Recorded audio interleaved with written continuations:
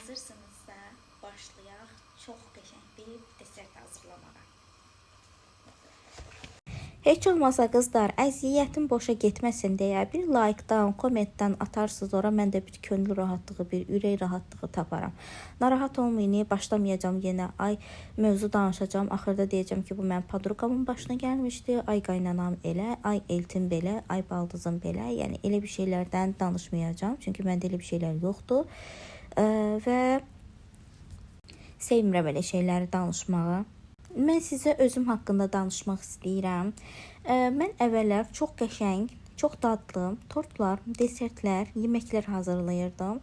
Amma ki, evlənəndən sonra bunların hamısı yox oldu, uçdu, gözdəydi sanki. Heç nə hazırlaya bilmirəm, heç nə əlimdən gəlmir, heç nə alınmır. Sanki yemək pişirmək qabiliyyətimi əlimdən alıblar, şirniyyat pişirmək qabiliyyətimi əlimdən alıblar.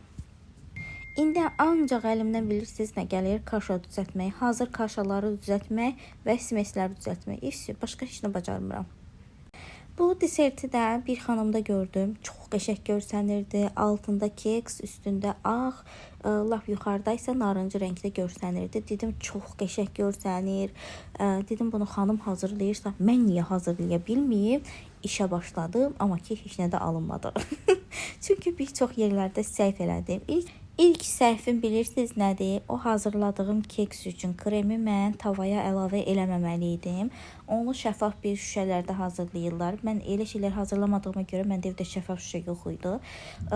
Onu balaca bir qabda hazırlamaq lazım idi. Mən çox enli bir qabda hazırladığıma görə məndə hər şey çox nazik oldu, çox qəribə görsəndi. Demək olar ki, alınmadı.